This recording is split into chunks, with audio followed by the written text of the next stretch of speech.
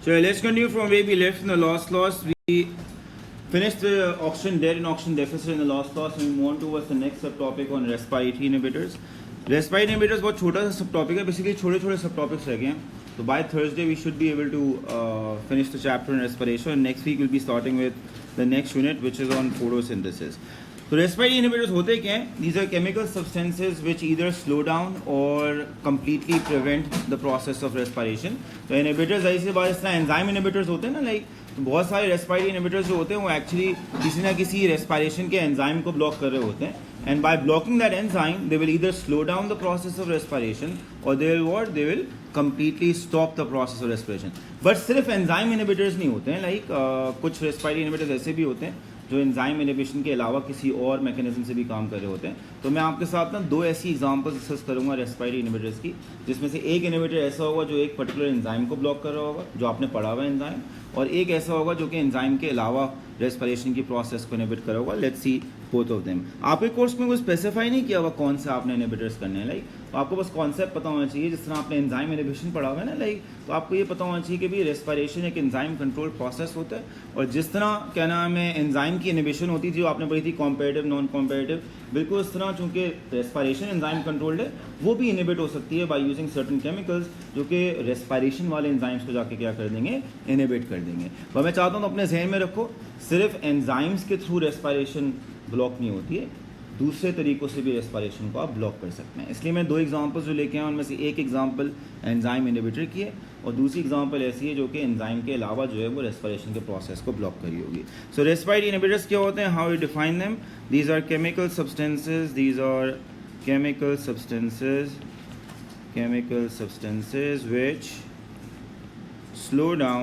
which slow down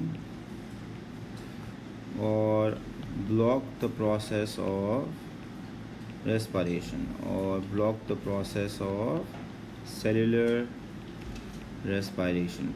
There are two examples that we'll be doing. One of which is आपने एक का नाम गालबन सुना होगा. There is a type of respiratory poison जो कहीं ना कहीं पढ़ा ज़रूर होगा आपने या सुना होगा, जिसको बोलते हैं साइनाइड. क्या बोलते हैं?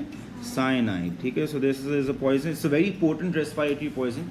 बहुत इफेक्टिव होता है ये साइनाइड जो पॉइजनिंग होती है, वो बहुत पोटेंट होती है और बहुत जल्दी एक्ट करती है, लाइक. और दूसरा जो पॉइजन हम करेंगे वो आपने नहीं सुना होगा, उसको बोलते हैं डाइनाइट्रोफेनॉल. क्या बोलते हैं उसको? डाइनाइट्रोफेनॉल. इससे मिलता जुलता नाम आपने एक ज़रूर सुना होगा केमिस्ट्री में, हैं? याद आ रहे? ये इसी से डिराइव होता है वो, बाय द वे. तो आपने DNPH पढ़ा है ना, वो इसी से डिराइव होता है, लाइक. तो साइनाइड पॉइजनिंग और जो डाइनाइट्रोफेनॉल पॉइजनिंग होती है, इनमें मेन फ़र्क क्या होता है? Cyanide is a potent, very potent respiratory poison जो कि एक बहुत ही इंपॉर्टेंट एंजाइम जो होता है उसको ब्लॉक करता है. वो एंजाइम आपको पता है, ज़्यादा इलेक्ट्रॉन ट्रांसपोर्ट चेन में मैंने जब आपको प्रोटीन्स के नाम बताए थे तो मैं सिर्फ एक प्रोटीन का स्पेसिफिक नाम आपको बताया था जो कि एक एंजाइम होता है, और उस एंजाइम का नाम क्या था? Cytochrome oxidase. उस एंजाइम का काम क्या था? That's responsible for what? For catalysing the reaction of conversion of oxygen into water. तो ये जो साइनाइड होता है ना, that's a non-competitive inhibitor of what? Of cytochrome oxidase. What is it? A non-competitive inhibitor of, this is a non-competitive inhibitor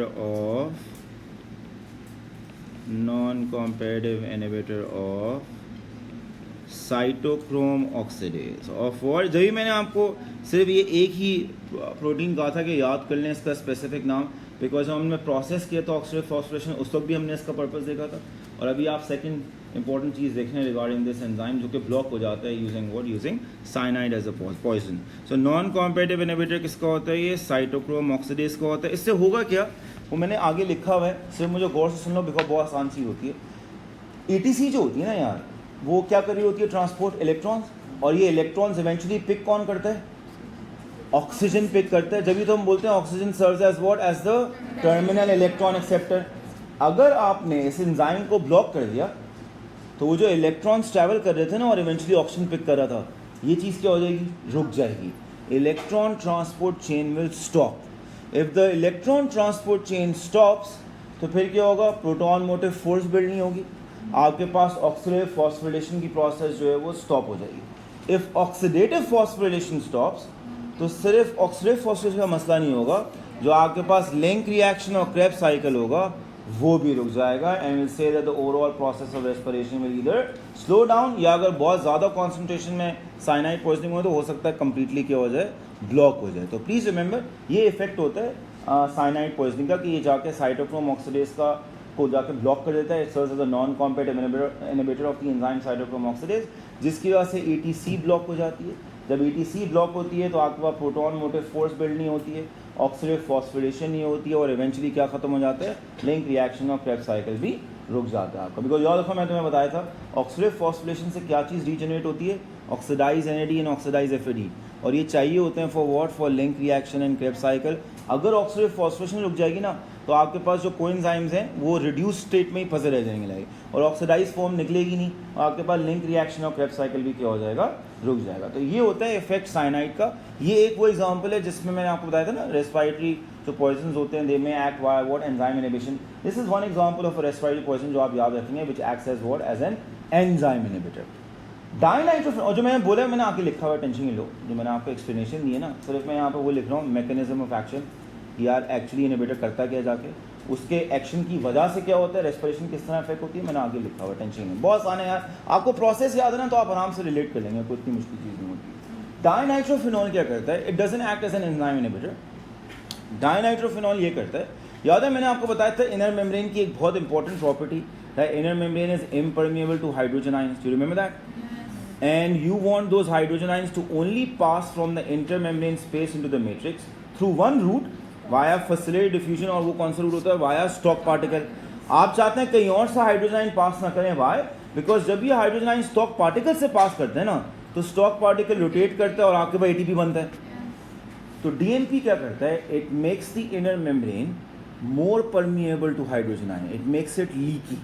तो आपके hydrogen ions जो होते हैं ना लाइक वो सिर्फ फिर स्टॉक पार्टिकल से बाहर नहीं आ पाते, वो बेसिकली मेम्ब्रेन की और जगहों से भी क्या करना शुरू कर देते हैं, लीक करना शुरू हो जाते हैं डाउन द कॉन्सेंट्रेशन ग्रेडियंट, और वो इंटरमेम्ब्रेन स्पेस से वहाँ आने के क्या नाम है मैट्रिक्स में आ पाते हैं।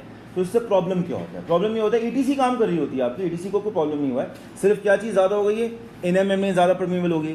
तो जो प्रोटॉन मोटिव फोर्स ईटीसी बेचारी क्रिएट करना चाह रही होगी ना वो उतनी पावरफुल क्रिएट नहीं होगी, वाई, बिकॉज जब आपके पास जो है वो प्रोटॉन्स मूव होंगे ना from matrix into the intermembrane space to create the proton motive force, वो वीकन हो जाएगी, why, because a lot of these protons will start leaking back into what, into the matrix, और आपके पास जो थोड़े बहुत होंगे वो स्टॉक पार्टिकल से आ रहे होंगे, जो स्टॉक पार्टिकल से आ रहे होंगे उनसे तो एटीपी बन जाएगा, जो लीक कर जाएंगे ना इनर मेम्ब्रेन से उससे एटीपी नहीं बनेगा, वो जो प्रोटॉन मोटिव फोर्स होगी which is a form of energy, वो एक्चुअली सेल जो है वो डिसिपेट कर देगा in the form of what, waste कर देगा in the form of heat energy, in the form of what, heat energy. So what DNP does is it tends to lessen the effect of the proton motive force. Why?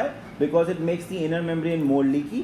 तो जो आपके पास proton move होते हैं ना from the matrix into the intermembrane space, आप चाहते हैं ये सारे के सारे बाहर आए through what, stock particle, but actually ऐसा नहीं होता, सारे के सारे यूं नहीं आते बाहर, ज़्यादा क्या करते हैं वो लीक कर जाते हैं वापस लाइक, और कुछ जो होते हैं वो स्टॉक पार्टिकल से बाहर आते हैं। तो जो स्टॉक पार्टिकल से बाहर आएंगे उससे थोड़ा सा एटीपी बन जाएगा, आप कम एटीपी बनाएंगे, और जो बहुत सारा प्रोटॉन मोटिव फोर्स है ना which is the form of energy, EMF की तरह इसको समझो लाइक, वो वेस्ट हो जाएगी इन the form of what, in the form of heat energy. This is what DNP does, it doesn't act like cyanide, it doesn't act as an enzyme inhibitor, instead it just alters the properties of the inner membrane and makes it more permeable to what, to hydrogen ions, so that it becomes more leaky।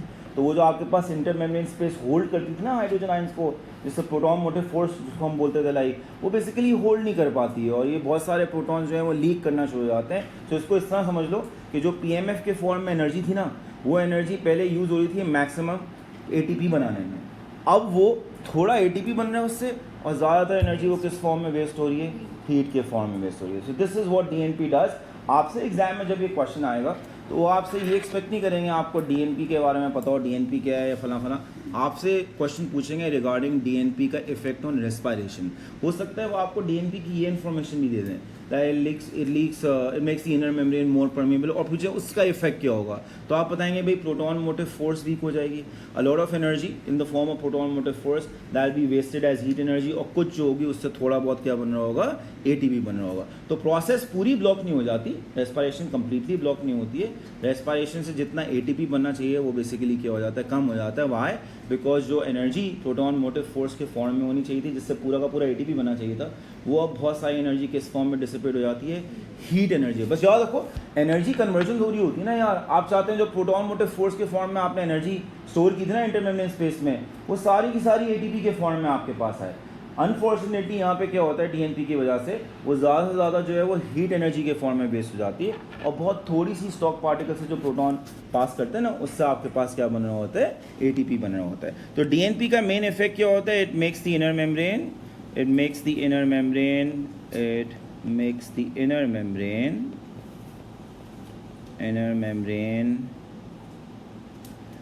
more permeable to hydrogen ions,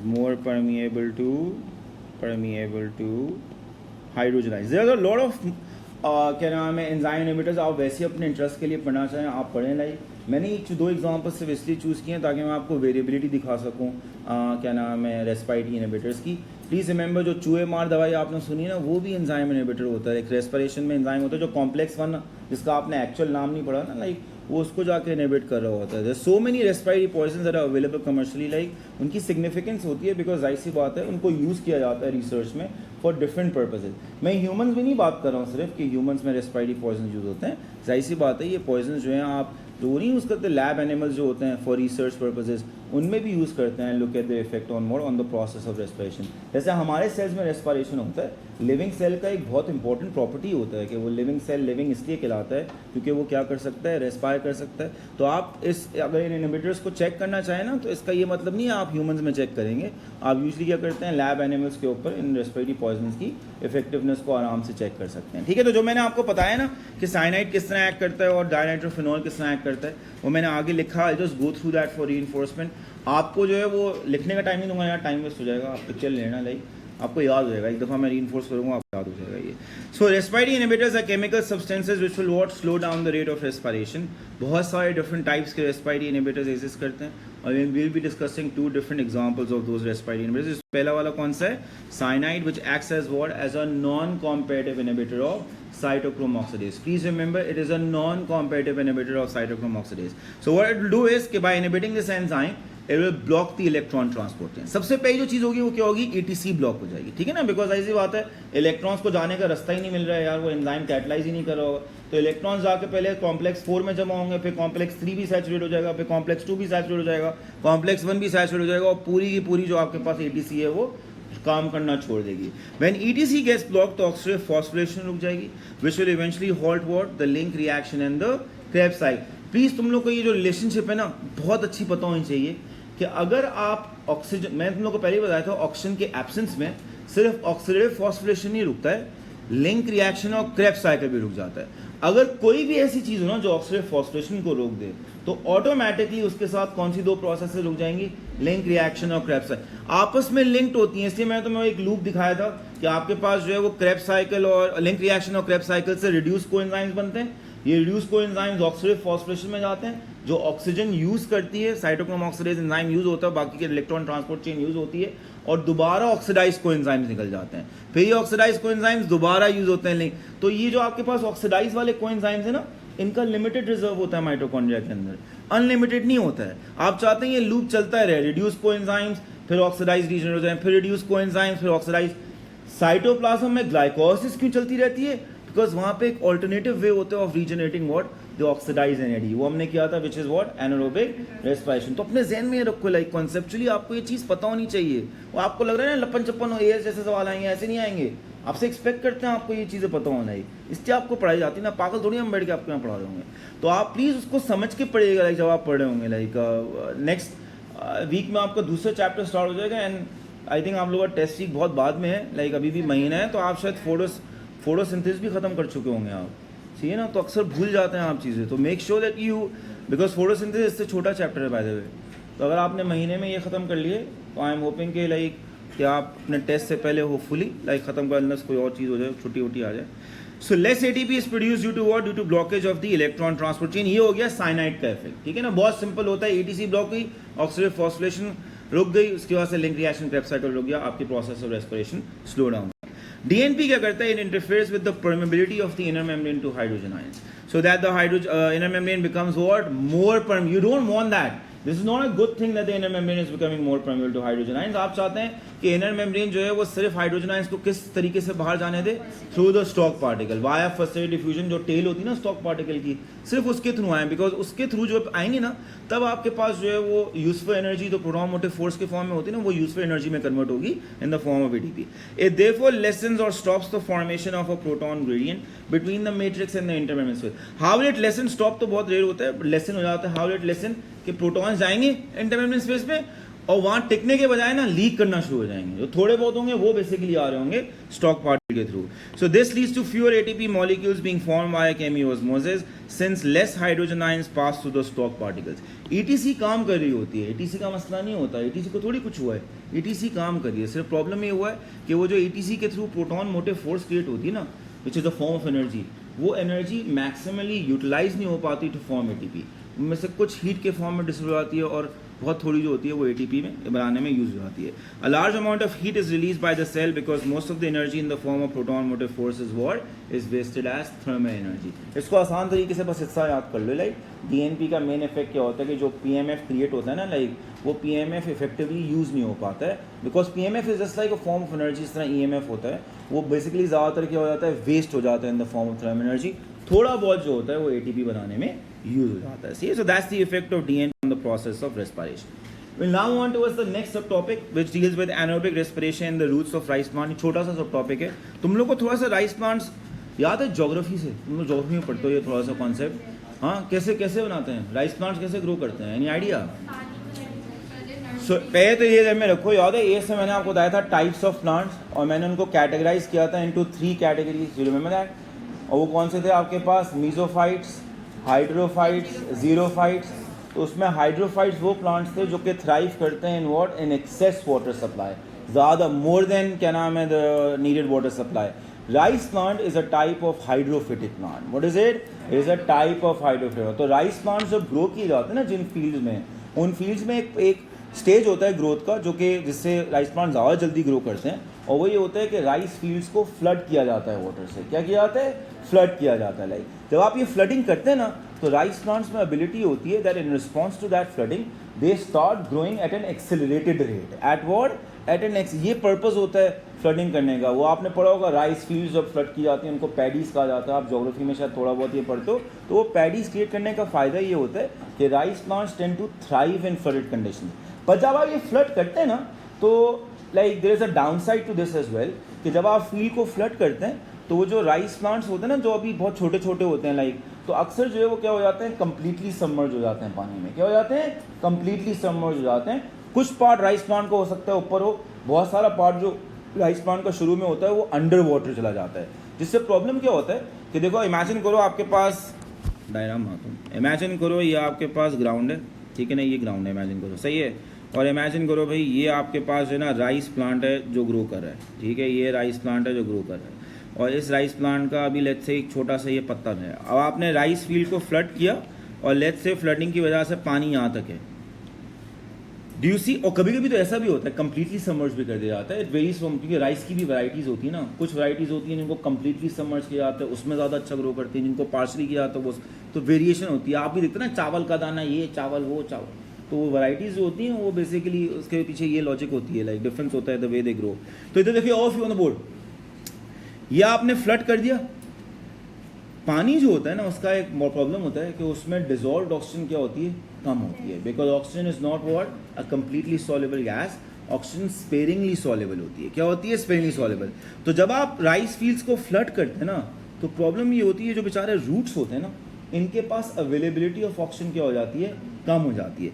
और ये जो आपके पास stem है, इसके पास फिर भी होता है कि भाई ये सरफेस ऑफ वाटर से करीब है तो वहाँ से ऑक्सीजन थोड़ी बहुत उसको मिल जाएगी लाइक सरफेस से. बट जो रूट्स होते हैं ना बेचारे, ये डीप होते हैं, लाइक इतने डीप नहीं होते, मतलब कि ग्राउंड के नीचे होते हैं. तो जाहिर सी बात है सरफेस से ये थोड़ा सा दूर होते हैं. तो रूट्स को अवेलेबिलिटी ऑफ ऑक्सीजन का क्या होता है? प्रॉब्लम हो जाता है. राइस प्लांट्स जो होते हैं ना, लाइक दे आर अडेप्टेड इन सच अ वे कि वो इसको बेयर कर लेते हैं, and despite this they grow very well in what flooded fields. अभी तो क्या आता है फ्लड, वरना आप बोले भाई क्या क्या पर्पस क्या है अभी फ्लडिंग का, भाई पानी डालना है भाई, जिस तरह हम नॉर्मल प्लांट को डालते हैं, यहाँ बार बार फ्लड क्यों किया जाता है? तो डिस्पाइट द फैक्ट कि ये एक डाउन साइड होता है, तब भी राइस जो होता है, वो राइस प्लांट जो होता है, वो बहुत अच्छा थ्राइव करता है अंडर वॉट फ्लडेड कंडीशन। आपको कोर्स के लिए ये पता होना चाहिए why is that the case, rice plants की क्या अडेप्टेशन होती हैं जिसकी वजह से ये फ्लडेड फील्ड्स में बहुत ज़्यादा क्या करता है, थ्राइव करता है। समझ में आ गया? और उसमें एक चीज़ आएगी एनारोबिक रेस्पिरेशन, इसलिए ऊपर सब टॉपिक लिखा हुआ है anaerobic respiration in the roots of rice plant. तो वो अडेप्टेशंस क्या है, मैं यहाँ पे एक एक करके लिस्ट कर रहा हूँ, लिखना नहीं, सिर्फ सुन लेना, समझ लेना, आगे मैंने लिखी आप पिक्चर ले लेना बस, सही है? तो पहले तो याद रखो राइस कौन सा टाइप का प्लांट है, it's a hydrophytic plant. What is it? It is a hydrophytic plant. Rice plants thrive in what? In flooded conditions. They thrive in flooded conditions। और वो जो fields होती है ना, एक मिनट को फील्ड कर दूँगा, इन फ्लडेड फील्ड्स, और उन फील्ड्स को हम क्या बोलते हैं, पैडीज बोलते हैं। We refer them as what? As paddies. जो अडेप्टेशंस होती हैं राइस प्लांट की to enable them to grow well in flooded fields, वो आपको पढ़नी है, वो मैं एक एक करके लिखूँ। आपने कोर्स में 3 अडेप्टेशन जो आपने करनी है, if you open your neuro course ना, उसमें लर्निंग आउटकम के अंदर ही वो लिखी है, वही याद कर लो यार, वही सवाल वही आता है, अडेप्टेशन लिख दो, कोई आपसे फारसी शारसी नहीं पूछते नहीं। तो मैं सिंपल भाषण में लिख रहा हूँ क्या अडेप्टेशन है, वहाँ 3 लिखी है, मैं 4 लिख रहा हूँ, नहीं पसंद आए चौथी छोड़ देना, मसला नहीं कोई, ठीक है? नंबर 1, मसला क्या है, रूट्स को क्या नहीं मिल रही, ऑक्सीजन जितनी मिलनी चाहिए। तो जो राइस प्लांट है ना, इसका स्ट्रक्चर ऐसा होता है कि अगर आप लीफ का क्रॉस सेक्शन, किसका? लीफ, और आप स्टेम का क्रॉस सेक्शन लें, किसका? स्टेम, और आप रूट का क्रॉस सेक्शन लें, किसका? रूट, तीनों का ले लिया ना, किसका? Leaf, stem. तो आपको नज़र आएगा राइस प्लांट में कि there is a system of interconnected air spaces extending from the leaves all the way to what? क्या बोला मैंने? System of interconnected air spaces extending from what? From the leaves all the way to. तो थोड़े बहुत पत्ते हैं ना हवा में, वो वहां से ऑक्सीजन पास होके या स्टेम के थ्रू होते होते कहाँ पहुंच जाती है? रूट्स में पहुंच जाती है। इस system of interconnected air space her plant में नहीं होता यार, हर प्लांट में नहीं होता, और ऐसा भी नहीं है कि सिर्फ राइस प्लांट में होता है, और भी प्लांट होते हैं। आप कोर्स में राइस प्लांट है तो आप उसमें पढ़ रहे हैं। This system of interconnected air spaces extending from what? From the leaves to the stem towards what? Roots. इसको भी एक नाम दिया जाता है, वो याद है लास्ट ईयर आपने पढ़ा था, पेरेन्काइमा, कोलिन्काइमा, टेरेडेड। इस तरह ये भी एक कायमा होता है, तो इसको बोलते हैं एरेन्काइमा। क्या बोलते हैं? एरेन्काइमा, AEREN और आगे कायमा। So aerenchyma is a system of interconnected air spaces. What is it? A system of interconnected air spaces extending from what? From the leaves through the stem towards the roots। और इसका purpose क्या होता है? To supply oxygen to what? To the roots, जो कि submerged होते हैं water के अंदर। तो एक अडेप्टेशन क्या होती है? Presence of एरेन्काइमा। Presence of what? Of एरेन्काइमा। It's not AIR, वो वाला एयर नहीं है, पास एरी होती है, हो रही होती है, लाइक स्पेलिंग जो है वो AER है। क्या है? AER है। ये स्पेलिंग आप रॉन्ग करेंगे तो आपको नहीं मिलेगा मार्क्स। समझ में आ गया ना? कुछ स्पेलिंग्स इंपॉर्टेंट होती हैं, दिस इज वन ऑफ दो स्पेलिंग। तो एरेन्काइमा हो गया। नंबर 2, ऑल्दो क्या नाम है, ऑक्सीजन जा तो रही होती है थ्रू द एरेन्काइमा, बट कभी कभी the need for oxygen within the roots बहुत ज़्यादा होती है, और एरेन्काइमा के थ्रू भी नीड मीट नहीं हो रही होती। तो फिर रूट्स क्या करते हैं? They start respiring what? Anaerobically. और जब ये रेस्पायर करते हैं एनारोबिकली, दे प्रोड्यूस इथेनॉल। और इथेनॉल का प्रॉब्लम क्या होता है कि इथेनॉल होता है टॉक्सिक। क्या होता है? टॉक्सिक। याद है हमने यीस्ट सेल में किया था, तो यीस्ट सेल तो मर जाते हैं उसमें, आपको पढ़ा ना? तो अगर ये राइस प्लांट के रूट मर जाएंगे तो फ़ायदा क्या हुआ फिर फ्लड करने का? ना करें आप, तो ये मरते नहीं हैं। जो roots of the rice plant होते हैं ना, इनके पास एंजाइम होता है to detoxify ethanol. To what? To detoxify ethanol. So उस डिटॉक्सिफिकेशन की वजह से, जैसे हमारे लेवर के पास भी एंजाइम होता है तो डिटॉक्सिफाई अल्कोहल, बिल्कुल इस तरह जो है ना roots of the rice plant के पास जो है एंजाइम होता है विच इज इथेनॉल, उसका नाम वही होता है इथेनॉल डिहाइड्रोजनेज, इसके सब फॉर्म्स होते हैं डिफरेंट. तो they have the enzyme ethanol dehydrogenase to what? To detoxify ethanol produce via anaerobic respiration. Because जाहिर सी बात है, अगर रूट्स को एनर्जी चाहिए और उसके लिए एक पर्टिकुलर अमाउंट ऑफ ऑक्सीजन चाहिए और उसकी क्या नाम है सप्लाई इतनी नहीं आ रही फ्रॉम द एरेनकाइमा, तो वो किसी ना किसी तरीके से तो अपना ऑक्सीजन वो एटीपी का नीड मीट करेगा ना. तो वो क्या करना शुरू कर देते हैं, रूट्स एनारोबिकली रेस्पायर करना शुरू कर देते हैं और उससे इथेनॉल बनता है और इनके पास एबिलिटी होती है उस इथेनॉल को टॉलरेट कर सकें due to what? Due to the presence of the enzyme, जो कि इथेनॉल को क्या कर देता है? डिटॉक्सिफाई कर देता है. तो प्लीज रिमेंबर, दूसरी चीज आप क्या रखेंगे? Anaerobic respiration in the roots of the rice plant. ethanol produced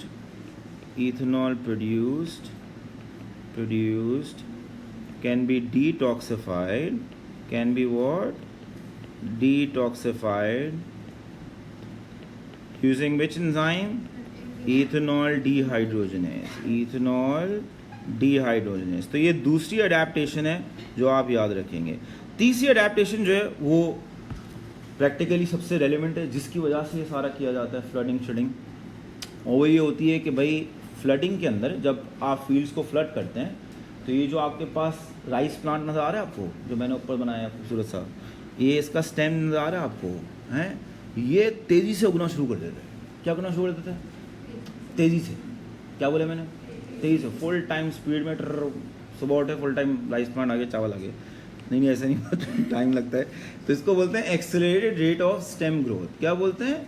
accelerated rate. And this is controlled by certain factors inside the plant, जो आपके कोर्स में नहीं है. इंटरेस्ट के लिए पढ़ना है यार, पढ़ना आप जाके क्या होता है यार, क्या नाम है, स्टेम में क्या हो रहा होता है. So accelerated rate of what? Accelerated rate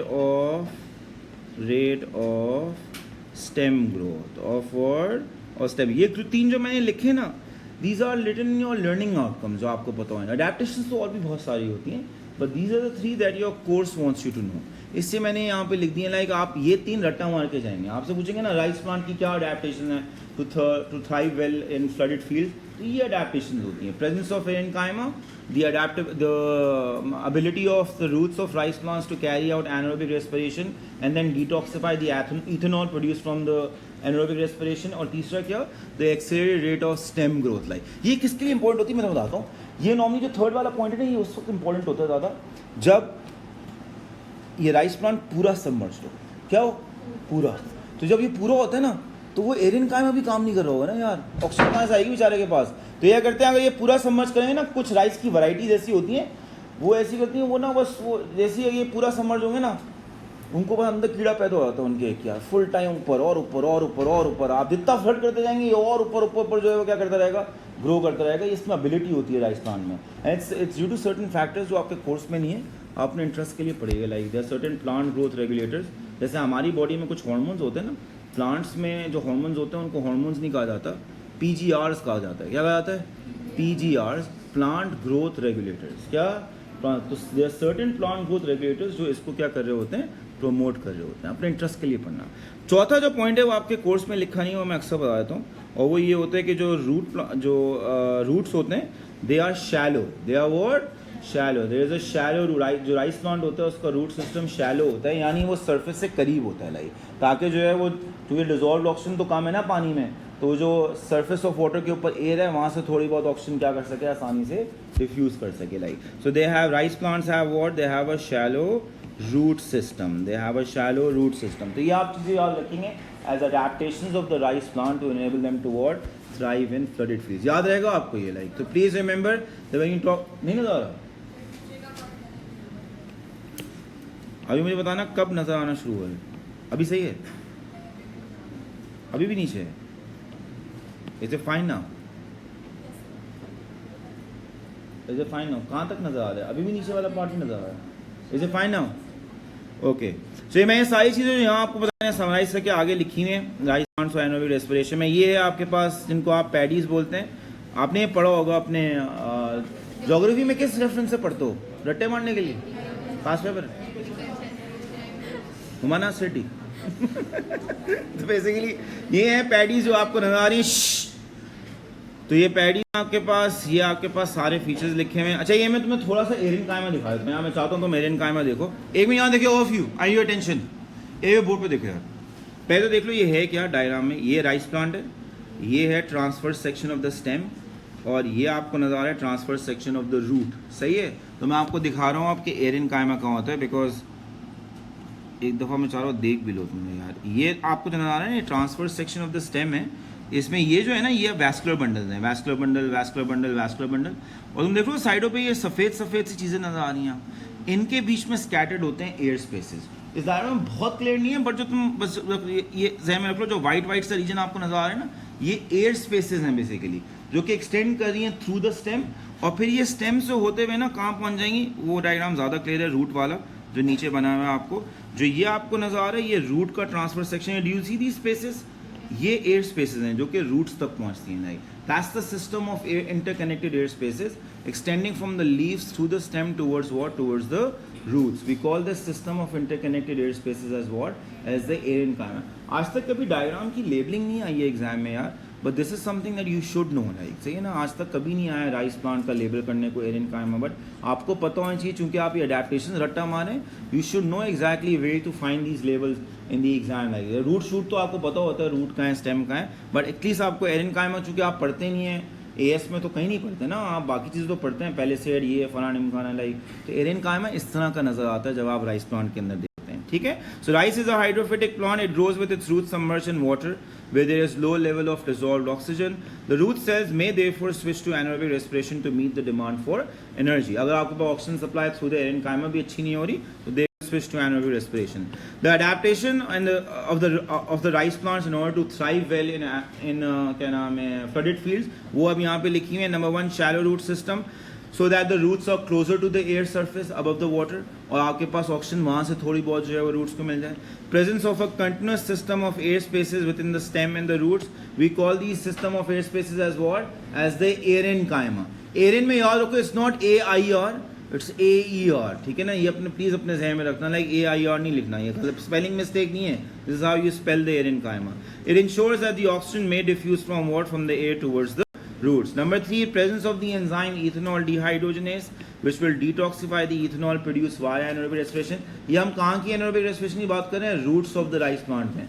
Stem और leaves में नहीं हो रहा होता है anaerobic respiration, because उनको provision of oxygen मिल रहा होता है since they are closer to the surface above the ground. Like, पर जो आपके पास roots होते हैं they are the ones that are submerged under the ground, और वो completely submerged होते हैं पानी में हमेशा, इसलिए उनमें जो है वो anaerobic respiration हो सकती है। And the accelerated rate of stem growth, which ensures कि some part of the plant is always what, above water, और आपके पास जो ऑक्सीजन की डिलीवरी हो रही है ना थ्रू द एरिन कायमा, वो भी ऑप्टिमली होती है। मैंने अभी बताया ना कुछ राइस वैराइटीज ऐसी होती हैं जिनको आप कंप्लीटली सबमर्ज कर देते हो, और वो फिर ना ऐसा होता है लाइक वो नहीं होता कि वो मौका ढूंढ रहे होते हैं राइस प्लांट, ऊपर पानी आएगा तो हम ऊपर जाएंगे, तो जैसे ही पानी फ्री होता है फुल टाइम ग्रो करना शुरू हो जाता है, फिर पानी आपको फिर फ्लो करना शुरू हो जाता है। That's how they grow. इनमें एबिलिटी होती है राइस प्लांट्स में, जब भी तो पैडीज क्रिएट किए जाते हैं यार, ताकि ये जल्दी ग्रो करें। क्या करें? जल्दी ग्रो करें। सो प्लीज रिमेंबर दैट जो आपके पास राइस प्लांट्स होते हैं उनमें ये एबिलिटी होती है that they have what, N accelerated rate of stem growth. This is क्या नाम है, it's one of the primary reasons जिनकी वजह से फार्मर्स ये करते हैं, लाइक राइस फील्ड्स को क्या करते हैं, फ्लड करते हैं। लाइक ठीक है, we now on towards the next sub topic which is respirometer. Respirometer जो होता है, पहले तो एक जहन में रखो, इससे एक मिलता जुलता नाम होता है जो आप अक्सर कंफ्यूज कर देते हो। पहले ये कोर्स में होता था वो नाम एएस में, अब होता ही नहीं है, तो कंफ्यूजन कम होती है, लेकिन फिर भी आपको कोई भरोसा नहीं है। तो respirometer is not the same as spirometer. पहले तो आपने जहन में ये रख लो। Have you heard about spirometer before? हाँ, अच्छी बात है, चलने फिर आप छोड़। स्पायरोमीटर होता है यार, ओ लेवल में एएस में पहले होती थी, ये चीज़ निकाल दी उन्होंने। ओ लेवल में याद है वो तुम लोग पढ़ते थे lung volumes, tidal volume, lung capacity, वो फनाडिम गाना याद है? तो उनको मेजर करने के लिए जो डिवाइस यूज़ की जाती है ना, उसको स्पायरोमीटर बोलते हैं। क्या बोलते हैं? स्पायरोमीटर।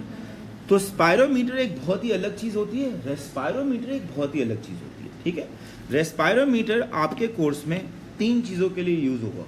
कितनी चीज़ों के लिए? 3 चीज़ों के लिए। तीनों हम करेंगे एक एक करके। वो 3 चीज़ें क्या हैं? अब ये जो हम कर रहे हैं ना यार, this is something that is more linked with P5 आप एक्सपेक्ट करेंगे ये चीज़ें आपके पास ज़्यादातर कहाँ हैं, P5 में, ठीक है। तो मैं आगे वाली स्लाइड में मैंने जो भाषण लिखा है वो सब आप याद करके जाएंगे। मैं तुम लोग को पहली क्लास में बताया था I will not be touching P5 until late January, पर इसका ये मतलब नहीं है will not be doing stuff that is linked with P5। वो मैं कर रहा हूँ, वो मैं पार्ट ऑफ थ्योरी कर रहा हूँ। I will not be doing any P5 questions with you until late January, जब हम 5-6 चैप्टर कर चुके होंगे लाइक। तो आप जितनी भी हम कोर्स के अंदर जब हम टॉपिक पढ़ रहे होंगे, जितनी भी ये चीज़ें करेंगे ना, आप ये चीज़ें याद करेंगे। समझ में आ गई? Respirometer is less likely to be tested in P4, is more likely to be tested in P5। इसका ये मतलब नहीं है कि P4 में नहीं आ सकता, मैंने ये नहीं कहा it is not tested, less likely to be tested in P4, more likely in P5। तो रेस्पायरोमीटर आप अपने कोर्स में 3 चीज़ों के लिए यूज़ करेंगे। Number 1, to determine what rate of respiration, to measure the rate of respiration। किसका? हमारा नहीं, छोटा सा होता है रेस्पायरोमीटर, सही है ना लाइक। तो ये हम किसका रेट ऑफ रेस्पायरेशन डिटरमिन कर रहे होते हैं? जर्मिनेटिंग सीड्स हो गए, छोटे मोटे कीड़े मकोड़े नहीं होते, इनवर्टेब्रेट्स जो होते हैं वो हो गए, उनका रेट ऑफ रेस्पायरेशन मेजर करना है, अपना नहीं। समझ में आ गई? ह्यूमंस का नहीं होता, बड़े एनिमल्स का नहीं होता है। किसका बोला मैंने? जर्मिनेटिंग सीड्स और व्हाट? Small invertebrates. बस इसका आप रेट ऑफ रेस्पिरेशन मेजर कर सकते हैं using what? Using a respirometer. पहली चीज, how do you think we should measure the rate of respiration? What should be the parameter? क्या मेजर करें रेट के लिए? What should be measure? आपके ख्याल में क्या होना चाहिए? So the rate of what? Oxygen consumed और व्हाट? द रेट ऑफ, जैसे एंजाइम कैटालाइज रिएक्शन में याद है आप रट्टे मारते हो, the rate of enzyme catalyzed reaction can be determined by measuring the rate of formation of products or what? The rate of consumption of substrate। ऐसे ही होता है ना। तो यहाँ पे सब, अगर आप rate of oxygen consume measure करें तो आप सबस्ट्रेट जो यूज हो रहा है वो मेजर करें ना लाइक। तो rate of what? You can measure it using the rate of oxygen consumption और व्हाट? और the rate of carbon dioxide production. ज़्यादा आसान जो होता है मेजर करना वो ऊपर वाला होता है। रेट ऑफ ऑक्सीजन कंजम्पशन जो होती है वो ज़्यादा इजीली मेजर आप कर सकते हैं। तो हम यूजली रेस्पायरोमीटर से जो मेजर कर रहे होते हैं वो rate of oxygen consumption measure कर रहे होते हैं जब आपको रेट ऑफ रेस्पायरेशन निकालना होता है। तो पहली तो ये चीज़ होगी। Number 2, we will also be using the respirometer to determine the effect of temperature on the rate of respiration. To determine the effect of what? Temperature. वैसे तो आप कोई भी फैक्टर है उसका effect on rate of respiration measure कर सकते हैं। जो कोर्स के लिए आपने स्पेसिफिकली करना है वो क्या करना है? The effect of temperature on the rate of respiration. To measure what? To measure the effect of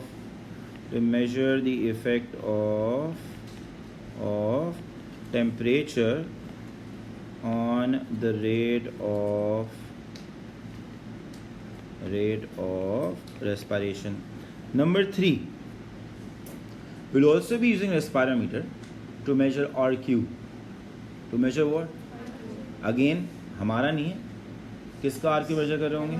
germinating seeds. तो वो याद है मैंने आपको एक पासवर्ड का सिनारियो दिखाया था। जर्मिनेटिंग सीड्स का 0 आवर्स पे ये RQ होता है, फिर 12 to 14 आवर्स पे ये हो जाता है, 2 से 3 हफ्ते बाद। इसी से तो मेजर करते हैं हम, इसी से मेजर करते हैं। आप समझ में आ गई like. So you can also use the respirometer to measure what? To measure RQ। ये तीनों आपके कोर्स में, तीनों हम करेंगे एक एक करके। आज मैं मोस्ट लाइकली आपके साथ कोशिश करके एक ही कर लेंगे, चलो आज 2 कर लेंगे, एक कर लेंगे ताकि तुम रेस्पायरोमीटर समझ लो किस तरह काम करता है। उससे तुम्हें पहले वाले से ये आइडिया हो जाएगा, फिर बाकी 2 मैं कल कर लूँगा लाइक। सो ये आपके पास आ गया भाई। Respirometer is a device that is used to determine what?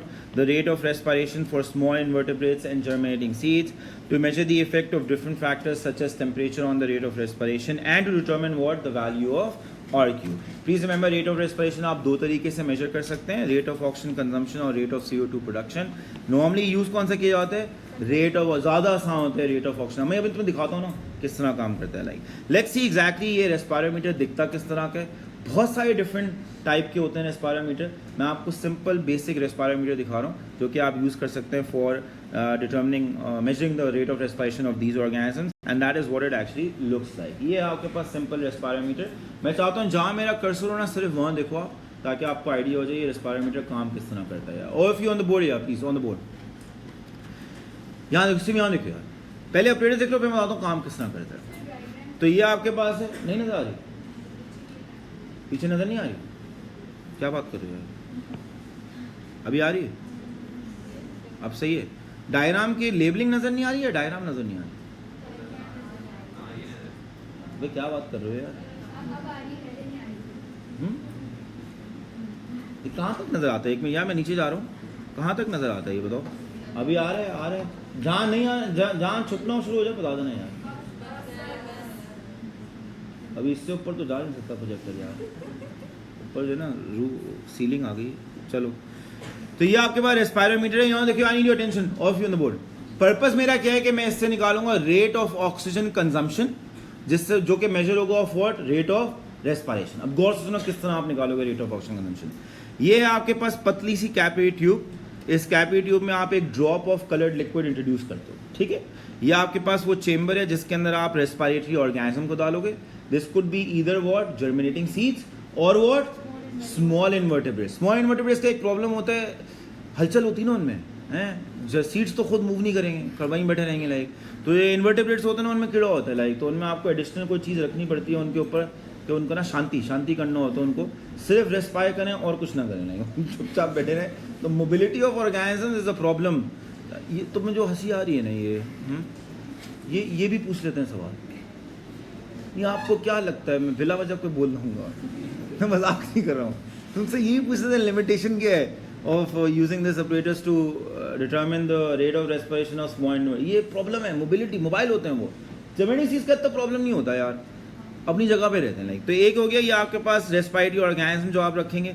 फिर एक और चीज़ होती है जो ऑपरेटर्स में होती है, which serves as an absorbent of CO2 produced. Absorbent of what? CO2 produce, जो कि नॉर्मली अगर हम सॉलिड में यूज़ कर रहे होते हैं तो सोडा लाइम होता है। जरूरी नहीं हमेशा सॉलिड यूज हो, कुछ रेस्पायरोमीटर्स आप देखेंगे उसमें लिक्विड एल्कली भी यूज़ किया जाता है। बट पर्पस ये, कोई भी एल्कलाइन चीज़ आपने यूज़ करनी है to absorb what? CO2 produce. Because CO2 क्या होती है? एसिडिक गैस होती है। क्या होती है? एसिडिक गैस होती है। क्यों ये कर रहे हैं? गौर से देखो यार, मैंने कहा था ना रेट ऑफ रेस्पिरेशन मेजर करने का आसान तरीका क्या होता है? Rate of oxygen consume. तो आपको थोड़ा बहुत तो फिजिक्स आती होगी कि जब ये जर्मिनेटिंग सीड्स रेस्पायर करेंगे तो वो यहाँ एयर से क्या लेंगे? ऑक्सीजन लेंगे। जब वो ऑक्सीजन यहाँ लेंगे तो यहाँ पे वॉल्यूम ऑफ एयर कम होगा, जिसकी वजह से प्रेशर कम होगा, और जब प्रेशर कम होगा तो यहाँ लो प्रेशर रीजन क्रिएट हो जाएगा। ड्रॉप ऑफ लिक्विड वहाँ पे हाई प्रेशर रीजन होगा, तो this drop of liquid will move from high pressure to low pressure. Problem ये है कि अगर आप CO2 प्रोड्यूस भी कराएंगे तो ये ड्रॉप ये करता रहेगा, टिंग टिंग टिंग टिंग टिंग, ये करता रहेगा ना लाइक। आप ये नहीं चाहते, आप चाहते हैं CO2 जो भी प्रोड्यूस हो वो फॉरन क्या हो जाए? एब्जॉर्ब हो जाए लाइक। तो यहाँ पे जो जर्मेटिक सीड CO2 प्रोड्यूस करेंगे ना वो एब्जॉर्ब हो जाएगी। तो ये जो ड्रॉप ऑफ लिक्विड है वो सिर्फ फिर कहाँ मूव कर रहा होगा? टुवर्ड्स द लेफ्ट मूव कर रहा होगा। And will be a measure of what? Of the volume of oxygen absorbed. Of what? Volume of oxygen absorb. तो आप डिट्टो यही चीज करते हैं। आप ये सेटअप पूरा बना, स्टॉप वॉच भी ऐसे ही है। तो आप ये सेटअप पूरा जो है वो क्या नाम है करने के बाद पहले आप जर्मिनेटिंग सीड्स को थोड़ा सा टाइम देते हैं, 15 मिनट दे दो, आधा घंटा दे दो, जितना देना दे दो, to acclimatize. To what? Acclimatize. जैसे ही एक्लिमेटाइज हो जाता है आप ड्रॉप ऑफ लिक्विड को दोबारा अगर ये मूव कर गया तो इसको इस जगह पे ले आएंगे और स्टॉप को स्टार्ट कर देंगे, और लेट्स से 15 मिनट, आधा घंटा, जितना भी टाइम आपने देना है आप जो है ड्रॉप ऑफ लिक्विड को मूव करने देंगे। जब आपने वो टाइम पूरा कर लिया, लेट्स से ये ड्रॉप ऑफ लिक्विड जो है वो यहाँ आ गया, कहाँ आ गया? यहाँ आ गया। तो आप ये distance move by the drop क्या करेंगे? मेजर कर लेंगे। करेक्ट? या आपने डिस्टेंस मेजर कर लिया। ये जो डिस्टेंस मूव्ड है by this drop multiplied by the cross sectional area of the capillary tube. क्या बोले मैंने? Cross sectional area of capillary, that will give you the volume of oxygen uptake. क्या देगा वो आपको? वॉल्यूम। सिलेंडर बन गया ना एक, तो वॉल्यूम ऑफ ऑक्सीजन अपटेक क्या होता है? आप कैसे निकालेंगे सिलेंडर का वॉल्यूम? बेस एरिया जो क्रॉस सेक्शन होता है मल्टीप्लाई बाय द हाइट। तो वहाँ हाइट, जो हाइट है वो ये डिस्टेंस बन जाएगा, ठीक है। और क्रॉस सेक्शन एरिया आप डिटरमिन कर लेंगे, उसके लिए एक अलग डिवाइस होती है, वो छोड़े, यहाँ बस क्रॉस सेक्शन एरिया है। उससे वॉल्यूम ऑफ ऑक्सीजन अपटेक आ गया। ये वॉल्यूम ऑफ ऑक्सीजन लेट से अपटेक हुआ था आधे घंटे में, तो आपने volume of oxygen Uptake divide by क्या कर दिया? टाइम, आधा घंटा। तो आपके पास क्या आ जाएगा? Rate of oxygen Uptake. And that be a measure of what? Of the rate of respiration, of what? Of the rate of respiration. That's how you use this to determine। और आप एक reading नहीं लेते, हमेशा आप क्या लेते हैं? 2 या 3 रीडिंग्स लेंगे और उससे एवरेज रेट ऑफ क्या निकाल लेंगे? रेस्पायरेशन निकालेंगे। अब एक चीज़ का ख्याल रखना, देखो ये जो मैंने आपको सारा भाषण बताया ना, ये लिखने को आ जाता है। क्या आ जाता है? लिखने को आ जाता है P5 में। लिख दिए क्योंकि मुझे पता है आपका लेवल क्या है। ठीक है, तो आप याद कर लीजिएगा। ये मैं जो आपको बोला है वो मैंने अंग्रेज़ी में यहाँ लिख दिया है ताकि आपको याद रहे। आप ये रट्टा मानेंगे, क्या करेंगे आप, ये रट्टा माने। रेस्पायरोमीटर कहाँ, P4 में, ये तो ऑलमोस्ट प्रोबेबिलिटी 0 है कि ये लिखने को आ जाए P4 में। वो ज़रूर आ सकता है, उसके थोड़े बहुत सवाल पूछ लें आपसे, लाइक ये मोस्ट लाइकली जब भी आएगा, कब आएगा, P5 में आएगा, ये आप याद रखेंगे, ठीक है ना। लाइक अब नहीं आते ये क्वेश्चन इस टाइप के लिखने को पेपर 4 के अंदर। So I stop here and we continue from here in the coming class.